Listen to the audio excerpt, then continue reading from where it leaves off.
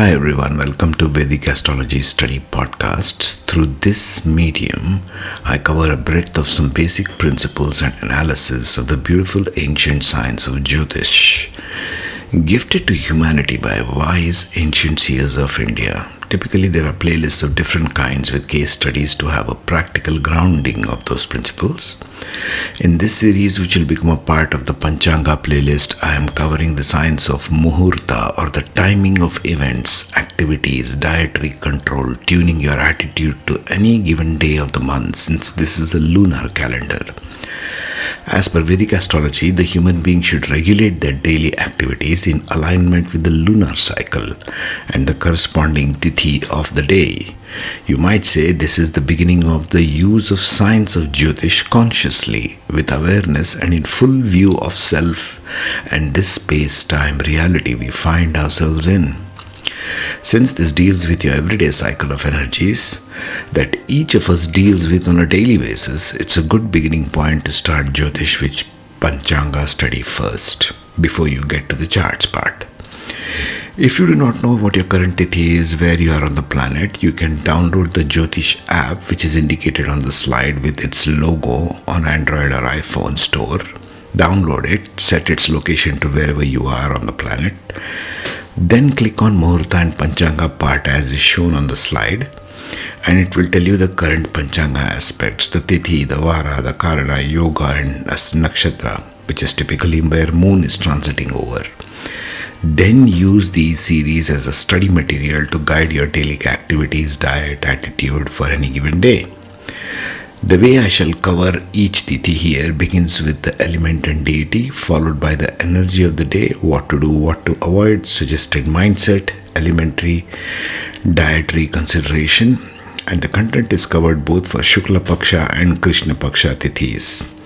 For the basics of this, see the previous tithi videos in this playlist. Let's get started. Now let us discuss the Panchami Tithi. This is the first of the Purna Tithi, meaning full. It carries the full positive, nourishing energy about it. Since now we are doing in this playlist everything to do with something called as electional astrology, meaning the science of timing your events, timing your diet, timing your attitude for the day in a lunar month, which has 15 days of waxing, 15 days of waning, and want this balance of energy between the sun and the moon, the two dominant luminaries in our astrological systems that play out as the balance of energies. You might even say it is the distance between the soul and the mind, and what it provides us as something to be used, something to be understood first, and then used, obviously. Okay, so electional astrology is another name given to this kind of a science. Let us get into Panchami. What is the general energetic quality of Panchami? It's a Purna Tithi, meaning full. It carries the full positive, nourishing energy about it. The ruling element here being Vayu, or air element, in the scheme of Tithi categories, which gives a sense of movement and expansion without being unstable. The moon, or Chandra, is said to be the ruler of Panchami Tithi. Interestingly, on a mythological level, Goddess Saraswati, goddess of learning, and Nagas, serpent deities, were born on a Panchami. Therefore, think Saraswati, think knowledge, think music, think continuous quest of knowledge of people born in Panchami. I've covered this in the personality aspect of people born on Tithis. You can look that up. As well as Nagas, the serpent deity, the Kundalini, the mystical, were born on Panchami. This imbues Panchami with the qualities of wisdom, continuous learning through life, and also a connection to nature and healing. Snakes are often symbolized as Kundalini energy from the Vedic tradition, and also healing out of the poison. Something like homeopathy. Homeopathy has a lot of poisons which are used for healing purposes when diluted. You can look up homeopathy stuff for that. The vibe of Panchami is nurturing, educational and curative. It is considered an auspicious tithi for many activities, with a couple of specific cautions. It is neither as initiating as Dvitiya, nor as celebrated as Dashami. These are the other ones, okay? Dashami is also a Purna Tithi, but we'll get to that. A flowing, supportive day, whenever Panchami occurs, the fifth day after the new moon or full moon is Panchami. For growth and knowledge, recommended activities being medical and healing services. Since we have the symbology of the snake, even the modern medical science has the caduceus, isn't it? The two snakes and a sword. Everywhere it is there, folks. You have to just look this up. Panchami is explicitly considered auspicious for medicine and healing. Classical sources state it's a good day for administering medicine, treating illnesses, removing poison, and even performing surgeries. If you need to start a medical treatment or detox regime, Panchami's energy supports effective healing. For example, in Ayurveda, some Panchami days are chosen for taking specific therapeutic purgatives or antidotes because of this energy. It's also a favorable day to consult doctors or vaidyas, as they are called in Vedic tradition, for health issues. Education and learning. With Saraswati's influence, this Tithi is wonderful for any learning related endeavors. Panchami born people are continuously learners, lifelong learners. Begin a new course of study, enroll in a class, or have children commence lessons of some kind. Basant Panchami or Magha Shukla 5th is a special day to start education and do Saraswati Puja. It's done in Vedic tradition. You see, Vedic tradition is a way of life. It is not one thing or the other. It is all things combined. It's also great for teachers to teach important lessons. Suppose difficult lessons are there. Some teachers, professors perhaps listening to this, take up Panchami day to do this. There's this hint for you. Studying scriptures, mantras, or attending workshops can be fruitful on this day. Meditation will be fruitful on this day because there's the Kundalini energy and Saraswati energy. You might say Kundalini translated into knowledge, Saraswati. Creative and intellectual work. That's another thing good on this day. Writing, composing music, drawing, or other forms of arts are supported on Panchami. The goddess of arts, Saraswati, lends inspiration. Also, jobs requiring intellectual capacity like research or planning can go well on this day. Business and new ventures. Panchami is generally considered fine for starting a business or any venture. It's a Purna Tithi, so it gives full result. In fact, it's listed as a favorable for commencing business activities. If you launch something on Panchami, your app or business, it is thought to grow steadily. It's a Purna Tithi, good one for that. Marriage and social events. Panchami is considered auspicious for weddings and social ceremonies, provided other chart factors agree. Nurturing aspect bodes well for familial harmony. Some regions avoid Panchami weddings if they believe specific doshas. This is another thing altogether. Let's not get into that right now. Agriculture and nature related work. Given the connection between Nagas and nature, Panchami is a good day for planting, gardening, work involving land and water. Naga Panchami, Shravana Shukla 5th, is the day when snakes, by extension of earth's fertility, are revered in the Vedic tradition. People avoid digging the earth and instead feed milk or sweets to the cobras and images of them. As such, it's a nice day to honor nature, plant a tree, water your garden, or take a nature walk. Activities to avoid. One specific avoidance mentioned in the text: do not lend money on a Panchami day. Fifth day in the lunar calendar from full moon or from new moon. It is said that one may incur loss if they lend money on this day. So be cautious of that. Put it off for the next day, whatever checks you are giving. So avoid giving out loans, making big lending transactions on a Panchami. Additionally, because of the snake association, avoid unnecessarily disturbing earth or snake habitats. Leave them alone. Haven't we done enough to the nature, Traditionally, people refrain from plowing fields and digging ground on a Naga Panchami to prevent harm to snakes. See, the ancients were wise in all of this. They were aligned with the earth in everything they were doing. Not just the selfish kind of approach we have in modern, everything is I, me, myself, right? Back to this one. It's also wise to avoid unnecessary conflicts and haggling. Panchami's energy is more about giving and learning. So combative acts like conflicts or haggling can be postponed. Be cautious with financial speculations. While start of a business is fine, speculative risk-taking could be less fruitful. There's a distinction there. Keep an eye on over-expansion. Don't be too optimistic. We are still in the fifth one. But aside from the money lending taboo, Panchami is not considered inauspicious for most other things. So just exercise some care. Suggested mindset now. Knowledge seeking and nurturing. Good day for knowledge. Saraswati is there. Embrace a curious learning attitude on a Panchami day.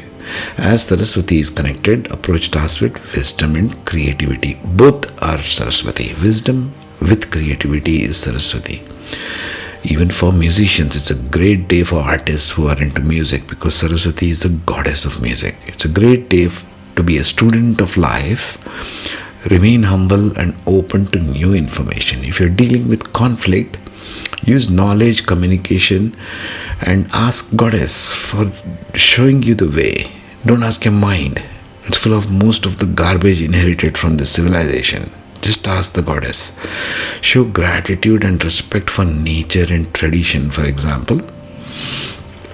A devotional mindset is appropriate. Also, you may perform your pujas and rites, especially towards Goddess Saraswati, something very less done even in India. Everybody runs after Lakshmi and wealth.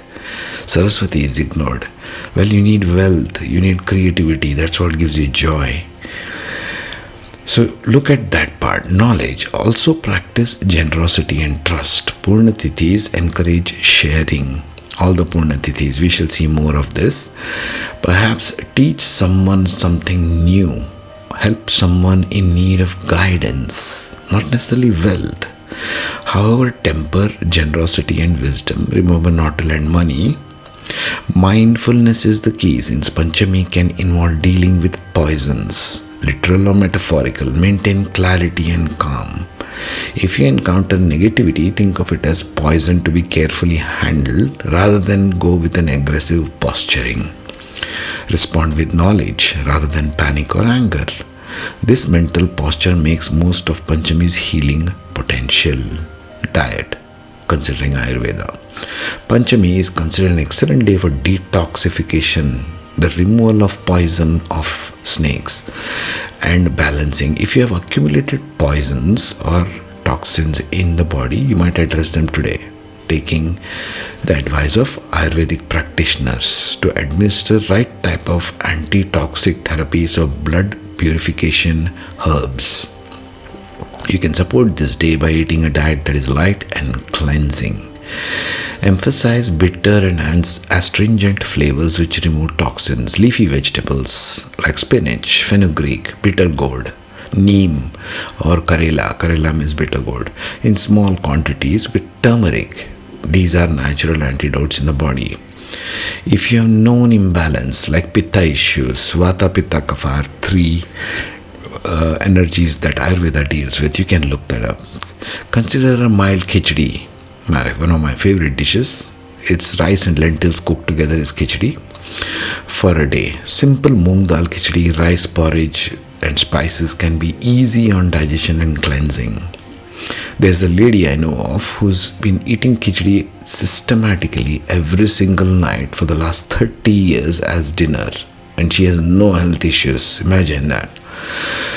Drink plenty of water, perhaps herbal teas. A traditional sip of milk with a bit of turmeric placed as prasad or offering to the goddess or to the snake images, Nagas, symbolically to immunize against poison. You can even use Lord Shiva because there is a snake wrapped around his neck, isn't it? So you can use Linga or Lord Shiva also for this offering. Turmeric milk can be indeed healing day for you today. Foods to avoid. Avoid cutting or frying foods on Naga Panchami, especially which comes in August in the Shravana month. Even if not following that strictly, try to avoid fried foods, oily foods. Don't bring Saturn here, heavy meats. Avoid Saturnian or Mars related kind of energy. They can introduce tamasic heaviness or impurities. Also avoid any known allergens or intoxicants if you want your system clean. Many in the Vedic tradition avoid non-vegetarian food, especially on Panchami, especially Naga Panchami. In fact, entire month of Shravana, people avoid non-veg as a day of reverence for all life forms. Sticking to vegetarian diet, no eggs, meat and so on. Panchami is said to be good for removing poison. That's the essence there. In a practical sense, ensure you eat fresh foods, no spoiled or questionable items, and may incorporate detoxifying agents like a bit of Triphala Churna at night. It's one of the preparations of Ayurveda, which detoxifies the gut. A glass of warm lemon water perhaps in the morning to flush the system. If you've been meaning to do a cleanse or begin a healthier diet, this is a good day for that. If you're in a good health and not detoxifying, just focus on balanced meals that nourish the brain function for higher learning, like almonds, ghee, whole grains and so on. Overall approach to eating should be as a ritual of nourishment and cleansing, not indulgence. By feeding your body the right things on a Panchami day, you get a lot of things done. Now let's see the Shukla and Krishna parts of this Tithi. Now the Krishna Panchami has different aspects, isn't it? Because it's on the waning cycle like indicated on the pie chart there. So it's going towards the new moon from the full moon, the fifth day. So what do you do on this day? The energy of the day is air element turned inward. So healing through subtle invisible channels. Let's say learning a particular mantra is a good on this day. Chants of certain kinds which are internalizing. Going inward is the energy of waning cycle. Remember this. Strong for detoxification, dream insight and karmic cleansing. Mystical, protective and intuitive atmosphere. So the energy has gone inward. So you must go inward. This is the way people perhaps lived in those Vedic times. They were living in tune with the balance of energies between sun and moon on any given day, in any given month.